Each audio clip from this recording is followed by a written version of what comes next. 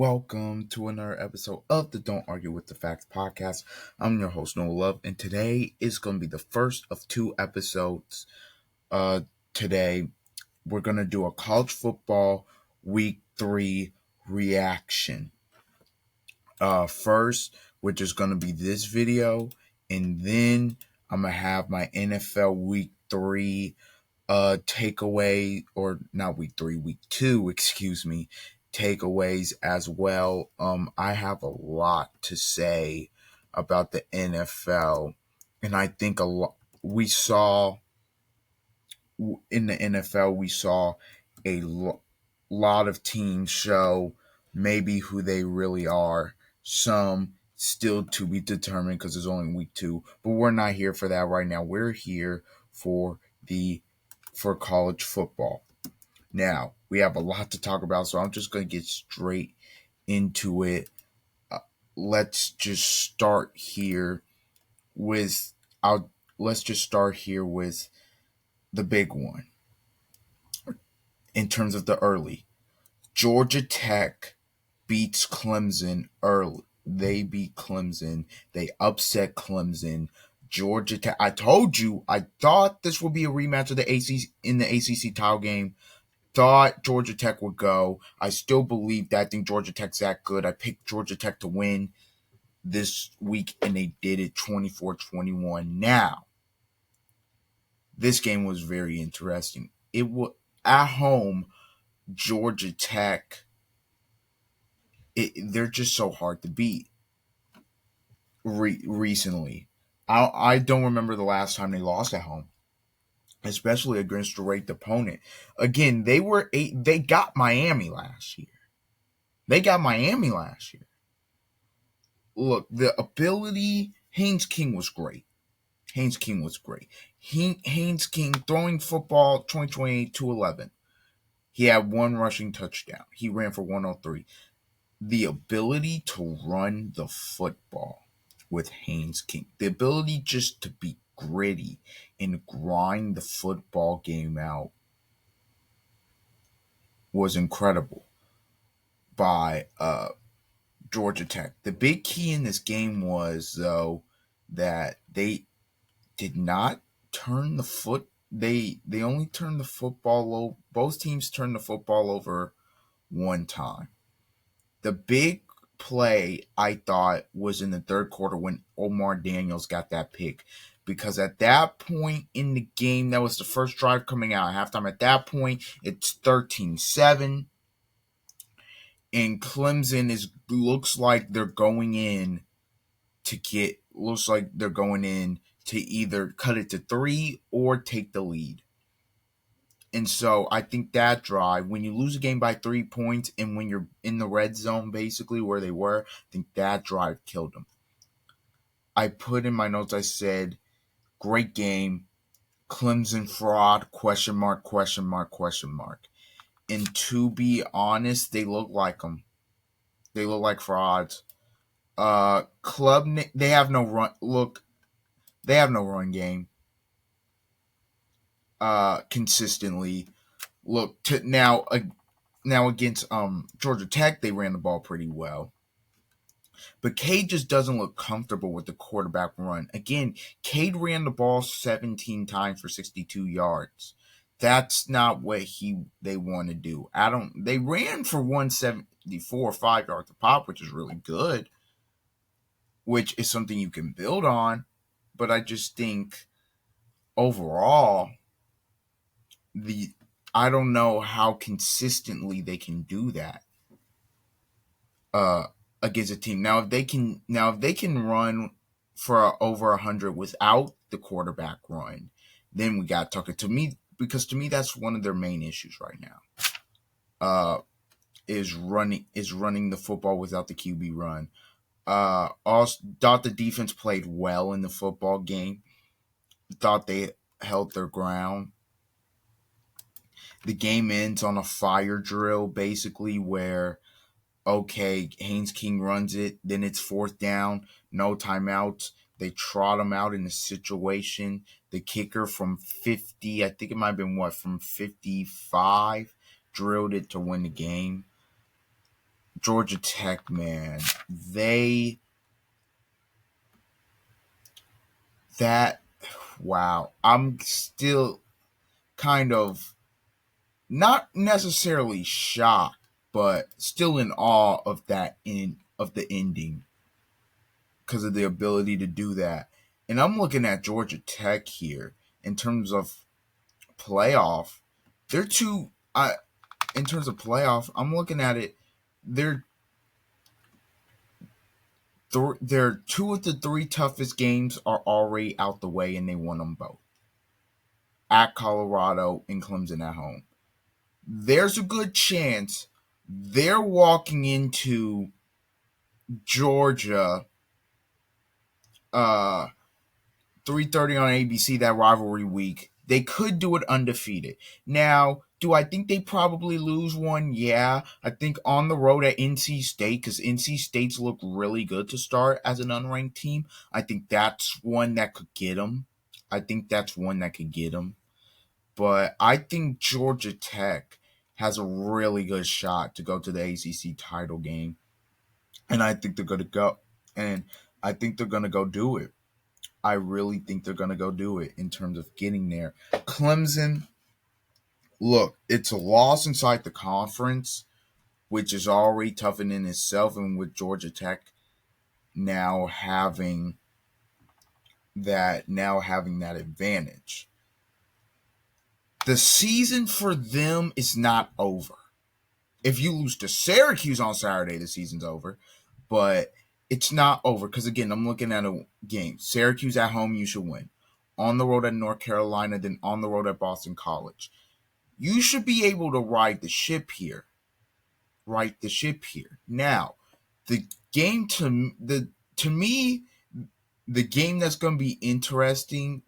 To me, their two hardest game left at the moment. SMU at home. In terms of the ACC, SMU at home and they got Florida State at home.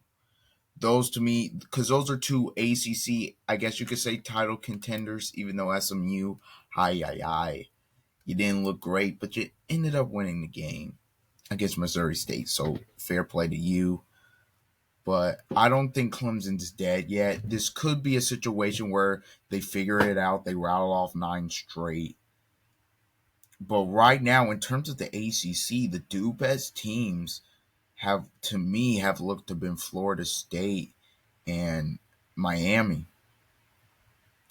And that's a matchup where in 2 weeks they face off, and I believe it's at Florida State. So that's a huge matchup. But we'll get to Miami in a minute. But great win for Georgia Tech. They are now ranked. We'll talk about the AP poll at the end of the show because their rankings are a joke, and we'll get to that. But Georgia Tech, great win. Then let's go. Alabama dominated. Alabama beat Wisconsin pretty handedly, 38-14 in that early window. That was, I told you that. Could have told you that. Let's go though to the big one. The game of the week. I don't want to say game of the year because it seems like you've had a game of the year every week in college football so far. College football is just great. Georgia stuns Tennessee in an instant classic, 44-41. The Dogs in the first SEC game of the season, especially road game, do it. This was a culture win. This was a championship culture win what Kirby's built. That's all this was. Because for Tennessee to get the start that they had, where Joey Aguilar, he looked like an NFL quarterback out there. I'm just going to be honest, the way he was swinging the football early in the game. Again, Tennessee gets up 21-7. And then Georgia, they walk them down. Their defense they stop giving up big plays. They force a couple turnovers, and they walk them down. it was a shootout. But Tennessee was sprinting. So they're sprinting for touchdowns. And what I mean by that is they're scoring so quick, they're going for the big plays. Meanwhile, Georgia, 11 play, 12 play drive, 6 minute, 7 minute drive. We're gonna like in the third quarter, there was a period of time where I'm just thinking, okay, Georgia's gonna they're just wearing them out and they're gonna salt this thing away. Because they were just running the ball. They were just running the ball. And this game answered questions to me if Gunnar Stockton was the guy. He was. 23 for 31, 304, 2 touchdowns. The receiving core was big time. Zachariah Branch, great game. Kobe Young had a very good game. Again, it was just in terms of in terms of throwing the football down the field, the explosive plays, they had those. They could also run the ball. Again, Georgia ran the ball for almost 200 yards. To me, in this game, these are two college football playoff teams, potentially. I know Georgia's going to be one. Tennessee's right on the fringe. Look, in terms of the SEC, it will be interesting on who goes, because look, obviously, we'll get to Texas A&M. We'll get to that because they obviously made their claim. They staked their claim. We'll talk. We'll get to Oklahoma as well. We'll just get to the entire SEC because I think the SEC this year, the amount of depth in that conference is insane. And we talked about it in the preseason. But Tennessee, to be honest, they should have won that football game. If the kicker makes a kick from, what was it, 42, 43 yards out, they would have pulled off the upset. They don't do it. And then, yes, he makes a field goal in overtime, but then Georgia gets a touchdown. The reason Tennessee lost this game was on the defensive end, was on the defensive side. Their inability, their defensive coordinator's inability. Look, they say, look, we want to play man coverage. That's all well and good. But when your top two corners are out, and then you're kind of struggling getting after the passer at times, it's tough to stop Georgia. Their inability to get out of man-to-man coverage was the reason they lost this game. Pure and simple. Culture win as well for Georgia. Now Georgia's got Bama in 2 weeks. So they're at home. So that's and we know Alabama plays up to the competition, so that'll be a tough test. But man, what a football game. Instant classic. One of the best games you'll see all year in college football. Absolutely fantastic. Georgia stuns everybody, wins a classic. I got some more. I guess just some more notes. Arch Manning struggles again for Texas, where they battle in UTEP. Still look like his mechanics were off. Arch, oh boy, the guy. Look, Texas won't do anything this year. Look, Texas, I believe, with better quarterback play as a playoff team because their defense is that good. But if Arch doesn't figure it out, they're not going to be. In terms of playoff teams in the SEC, outside of Georgia, I have no idea. I have no clue. It's absolutely up for grabs. Especially with what I saw this weekend, it's up for grabs. Yeah, so there was that. There's that with Arch struggling. Let's go here to Miami. Miami beats South Florida 49-12. South Florida, I think, is a really good team. I think they're a group of 5 contender for the playoff, but they were outmatched. this game wasn't close. From jump, game wasn't close. Look, Beck threw 2 interceptions, but it didn't end up really mattering. Again, it was 23 for 28, 340 yards, 3 touchdowns. Miami, Mark Fletcher ran for 120 yards. He had 2 touchdowns. Beck had a rushing touchdown as well. They ran for over 205. They just dominated. They were dominated at the line of scrimmage. And Miami, to me, if I'm being honest, in terms of the teams in terms of who I think the two best teams in the country are at the moment, I got to tell you, I think Miami and Oregon have looked the best. I think Miami and Oregon have looked the best. Now, with Ohio State, now look, Penn State plays Oregon in like 2 weeks. I think it's at this moment in time in 2 weeks, and that is one of the game of the years in the Big Ten. It's going to be a whiteout on NBC. That's a big time game, obviously. So Penn State will get to prove that. But yeah, that's all I got. That will be a huge game. But Miami and Oregon, just the way Oregon's looked from the offensive side of the ball, great. The way Miami has looked on both sides of the ball, great. Ohio State, I mean, look, they were struggling with Ohio at times. Look, I don't want to get too ahead of myself with the Ohio State talk. They play Washington this week on the road. Washington's a tough place to play, so we'll see how they handle that. But Miami, it's a great win. It's a dominant win. Miami, it's a big time win. They play Florida, which you can't overlook Florida, right? Florida's still a very talented football team.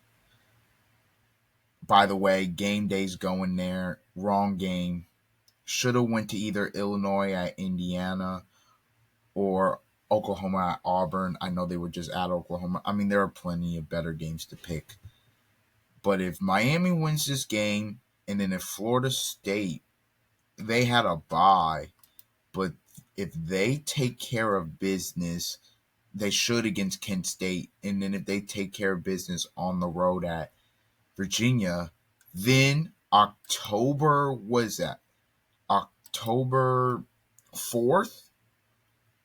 October 4th is what that game would be. Miami, Florida State. More than likely a top 5 matchup in the ACC. And it's huge for the playoffs in October, and it's huge for the ACC title game. It's huge for both, man. So that to me, that would be game of the year in the ACC, just based off of the hype and everything. So yeah, but Miami takes care of business. We'll see what they do against Florida, but Miami looking great.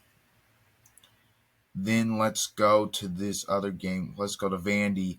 They pull off the upset against South Carolina. They dominated. Look, at the time Sellers went out, it was what, I think 14-7. So yeah, obviously Sellers not being there with a concussion is a big thing.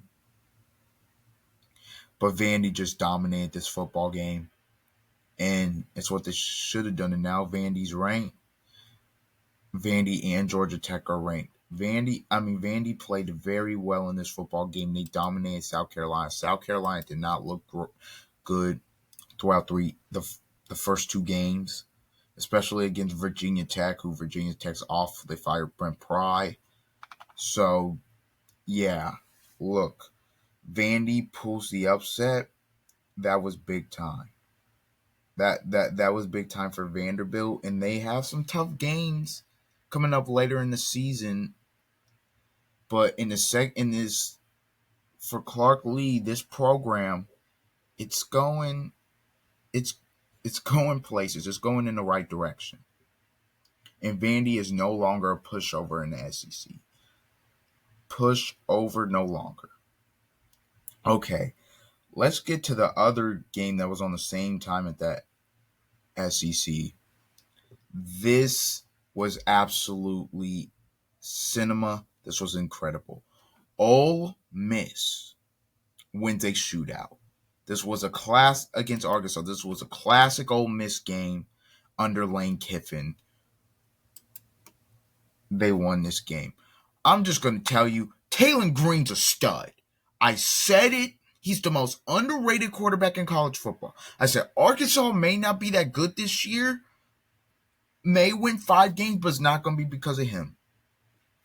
He was incredible. He was 22 of 35, 305 yards, a touchdown pass. He ran for 115 just on his own in a touchdown. Obviously, Arkansas 221. They ran the ball for over 200 yards, threw it for over 300. Well, how do you lose this game? I mean, I'm just looking at it. They have more first downs, better third down efficiency, better in total yards, better in rushing. The penalties were the same. They had time of possession. Well, how do you lose? You obviously have a turnover late in the game where you're driving and the receiver fumbles. But you also lose because Ole Miss, their backup quarterback who transferred in from Division II Trinidad Chambliss, he was absolutely unbelievable. Austin Simmons out with the ankle. Austin Simmons, they had him come in and throw a touchdown. Look, Austin Simmons can run the offense, but he has had some turnover issues. Chambliss came in and said, "No, we're not having any turnover issues." 21 to 29, 353, a touchdown, no picks. He also was their leading rusher, so he had 3 total touchdowns, no picks. He was absolutely incredible in this football game. Harrison Wallace III, the transfer from Penn State, had a touchdown. Again, it was a great scene there. Ole Miss, that was I said that would be a tough game to win against Arkansas. The way they've been rolling, against that quarterback, Taylor Green, it would be a tough game to win. Ole Miss defense came up huge when they needed it. Nobody could stop anybody the whole game, but they came up big when they needed it. Again, Chambliss. Now look, they play Tulane this week. I don't know if Austin Simmons is going to be back, but look, I mean, this guy. If Chambliss plays similar to this or better against Tulane, and is executing this offense without the turnover issues, it might be time for a conversation in terms of should he be the starter going forward. I mean, I like Austin Simmons. I do. But the turnover, and it's early for him in terms of the turnovers. Lane Kiffin said he needed to go out in the portal. He said they needed 2 quarterbacks. That's what he said. He said they needed 2 quarterbacks. And Saturday night was the reason why. Ole Miss wins an incredible game, one of the best games of the day. A very underrated game, by the way. A lot of people aren't talking about this game. It's one of the best games of the weekend. Again, the SEC this year, in terms of games, it's going to be incredible. Okay, they do that. Let's go, though. Let's go to here. Let's go to LSU in Florida. Billy Napier, you're done. DJ Lagway, 5 picks in this football game. Single-handedly cost them the game here. Look, LSU's defense is legit. Offense, not impressed. I'm not impressed. Again, if it wasn't for that end of game run by Caden Duran, they would have been way under 100 yards. They still are struggling to protect Nussmeier. They still can't run the ball. Now, granted, they did what they had to do to win. I'm not denying that. I'm not denying that. They did what they had to do to win. They played the game to win. But I was not impressed with LSU. And if it wasn't for that pick six that they got, it's a 13-10 ball game. So yeah, I don't know. Somebody at the post game presser asked Brian Kelly about the offense, and he just went crazy. He just went off on them. Don't think that was the time to ask that question. He was, but but it was a reasonable question. Why can't you run the ball? Why can't you protect? And Brian Kelly said, "Oh, at the end of the game, that's all you need to know." No, that's one run. Why can't you run the ball consistently? Why can't you run the ball consistently? That's a very good question. Again, I'm not saying the timing was right. I think you kind of ease into that question, but it's the right question. Look, defense. I think this is going to be an LSU team that really relies heavily on their defense. And I'm just going to tell you, LSU's going to get got in one of these games. They're on the road at Ole Miss on the 27th, which, look, Ole Miss, in terms of their offense, Ole Miss can score. That'll be interesting to see what Blake Baker throws at them. But LSU is going to get got. They're going to get got. I just don't see how they don't. Especially with the schedule. It may not even be on the road at Ole Miss and maybe at Vandy. That may be the game. LSU's riding high, two big wins undefeated, and then Vandy gets them. I don't know. So look, LSU, very good win. Defense was great. Offense needs work. Florida's still undisciplined. DJ Lagway throws a touchdown pass early. It's 3-0. That would have made it 10-0. Oh wait, there's a flag. It's holding. Just great Florida. Just great. They're undisciplined. Billy Napier, at this point, you're done. Because I don't see there's a way he beats. College football is weird. So if they beat Miami, I'm just chalking that up to college football. But I just don't see. They're not. Lagway, look, he had a rough game. And I like Lagway. He had a really rough game. But why are they throwing the ball 40 sometimes? You have Jaden Ball. Why are you throwing the ball that many times? I mean, the offensive play calling, Billy Napier, give it up. It's malpractice at this point. It's malpractice. At this point, it is straight malpractice, the offensive play calling. So, yeah, man, I don't know.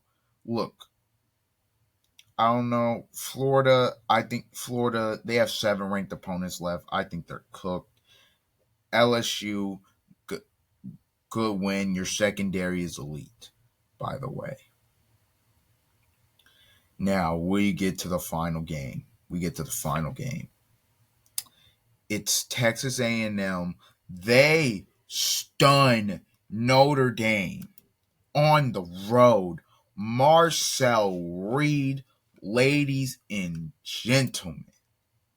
17 for 37 isn't great, but he went for 360 yards, 2 touchdowns, 1 pick. He had the drive at the end of the game, and Texas A&M on the road gets the biggest win of Mike Elko's tenure there so far. Don't care about the LSU win last year. Biggest win. Easy. On the road at Notre Dame, they get revenge. for last year. And this is what I've been talking about in terms of this is what I've been talking about in the SEC. There's so many good teams. Also,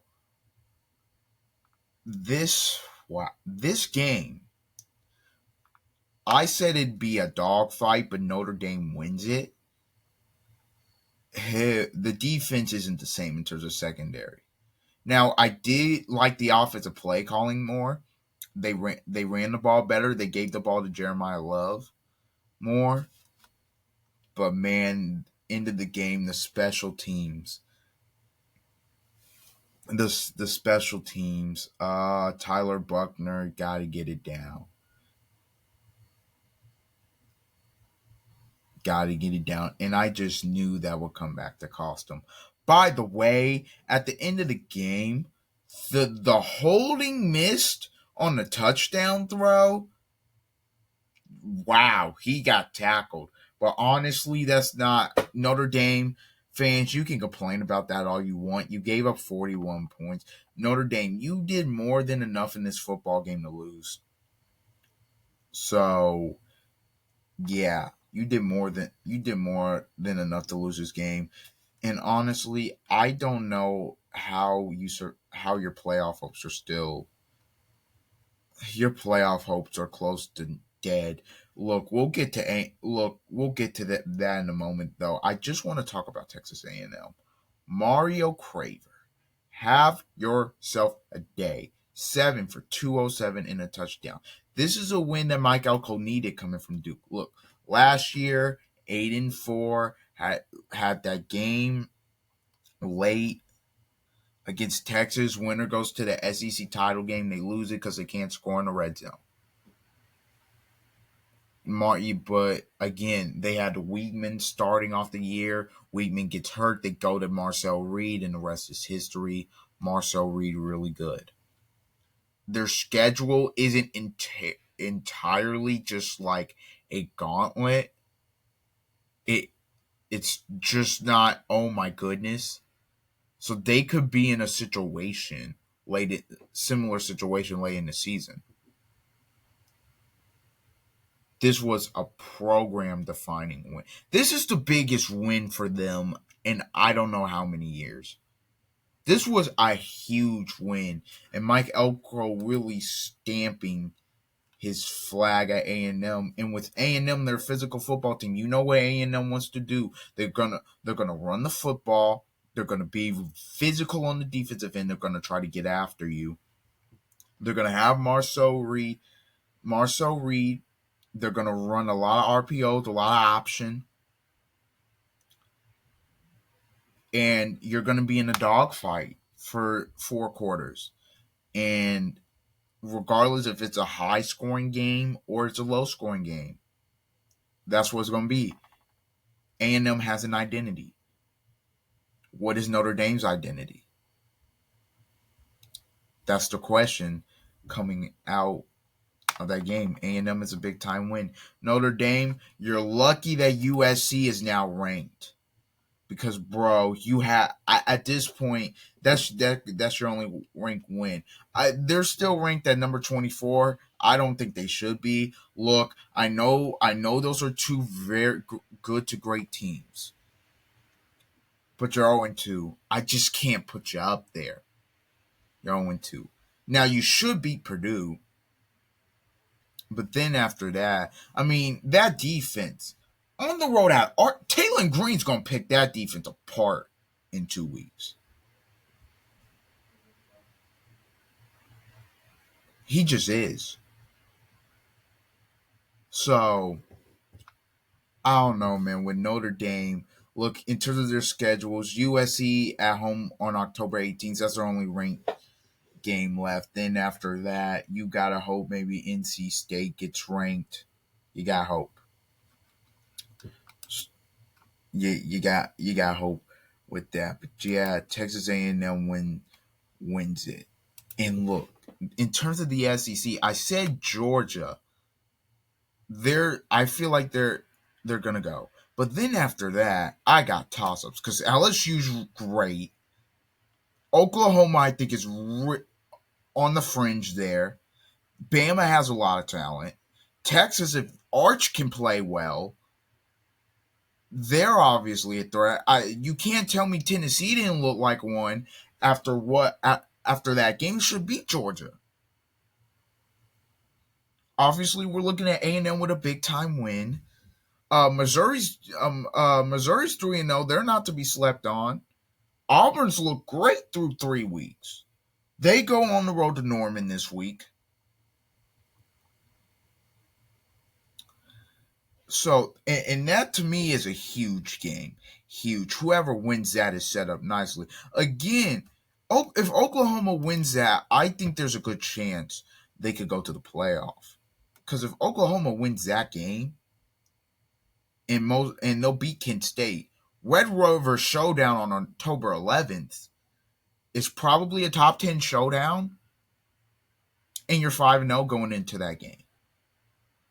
And that's where you start to. And if you're 5-0, that's big because after that game, that game is really where the gauntlet starts. Because again, I got Texas at South Carolina was probably Lenore Sellers back at home against Ole Miss at Tennessee, Alabama at home, Missouri at home, and then I end with LSU at home, which could be a win and get into the playoff, depending on how your schedule goes. So the SEC is just so deep, man. The SEC is just so deep. And in terms of this week, we got some great games, man. I'm not going to predict them yet or even preview them. I'll just rattle them off. Got some great games this week. Texas Tech at Utah's probably that to me. Those are probably the two best teams in the Big 12. Honestly, obviously, you know how high I've been on Utah. I think Utah a game they could have went there. Honestly, I think that's a massive, massive game. Massive game. Could be a rematch in a Big 12 title game. Who knows? Texas Tech, you know the NIL money they spent. Utah went out, got their quarterback, Devon Dampier. Kyle Whittingham's still saying like, y'all think I'm washed. I can still coach. Last year I had 4 quarterbacks. What did you want me to do? So yeah, that's a huge game. I'm there. Auburn at Oklahoma, huge game in the SEC. Huge. That massive game in the SEC. Uh, Michigan at Nebraska, huge game in the Big Ten. Nebraska, you want to say you're back, and what you want to get ranked, you got to find a way to beat number 21 Michigan at home with Bryce Underwood. And then obviously there's Illinois at Indiana. That's a big time game. You can make the argument that's game of the week right there. Number 9 versus number 19 on NBC. That's probably where game day should have went, if I'm being honest, to Bloomington. There's also some good sleeper games like TCU and SMU. That's a sleeper game. TCU is a team that can win 9 games. SMU is a team that's looking to get back to the playoff and win a CCC title. They're trying to avenge themselves after that loss to Baylor against a fellow Texas team. That's a sleeper game, I believe. Tulane at Ole Miss is a sleeper game. Tulane to me is a contender for the Group of 5 as well, and they could give Ole Miss some issues. So those are a couple sleeper games. But we'll end this off talking about the college football AP Top 25. So from 25, we're going to go for 25 up. So 25 is USC, 24 Notre Dame, 23 Missouri, 22 Auburn, 21 Michigan, 20 Vanderbilt, 19 Indiana, 18 Georgia Tech, 17 Texas Tech, 16 Utah, 15 Tennessee, 14 Alabama, 13 Ole Miss, 12 Iowa State, who struggled this week, 11 Oklahoma, 10 Texas A&M, 9 Illinois, 8 Texas, 7 Florida State, 6 Oregon, 5 Georgia, 4 Miami, 3 LSU, 2 Penn State, 1 Ohio State. I've got issues with this. Why is Notre Dame still a top 25 team? Don't really understand that. Don't really. You could throw anybody else in there, honestly. Don't understand that. Also, Georgia Tech and Vandy to me should have already been ranked, or Georgia Tech should have already been ranked. They go from unranked to the 18th ranked team ahead of Auburn, Indiana, Vandy. Vandy goes from unranked to 20th over Michigan. How is Michigan ranked? I have no idea. What have they done to be ranked? To be honest, I don't know what that there.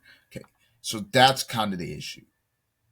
Also, Clemson and South Carolina go from like, look, Clemson going out, okay, I kind of figured that would happen. South Carolina, their quarterback gets hurt. It's a 14-7 game. They drop all the way out. Okay. But yet Notre Dame gets to stay in when they're 0-2. Yeah, make it make sense. Okay. That's an issue. And also, on what planet is Alabama better than Tennessee right now? I mean, they will play later in the season, but if you're telling me through 3 weeks of what you've seen, what has given you any indication, AP, that Alabama's better than Tennessee? That I just don't see it. How is Illinois a top 10 team? What have they done to be a top 10 team? How are they 9? How is Oklahoma or A&M or Iowa State for that matter not ahead of Illinois? Same thing with Texas. Texas does not look like a top 10 team. How is Texas 8?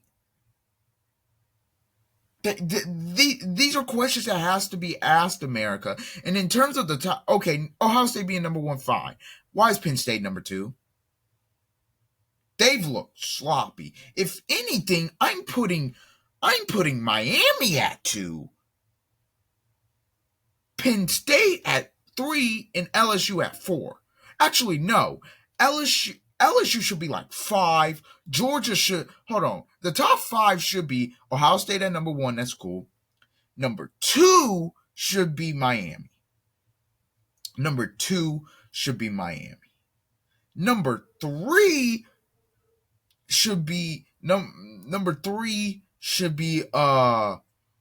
Oregon, and number 4 should be Georgia.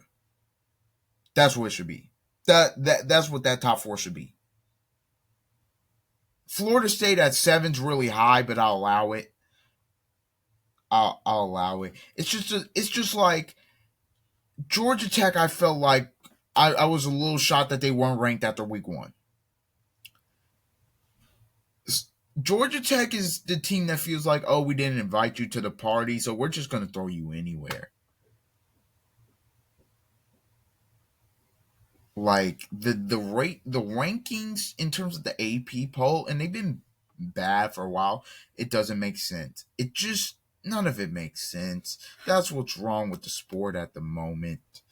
But yeah, this has been my college football week 3 takeaways. This video went way longer than I thought it would, and I thought it would. But yeah, be on the lookout for the NFL Week 2 takeaways video to be up sooner rather than later.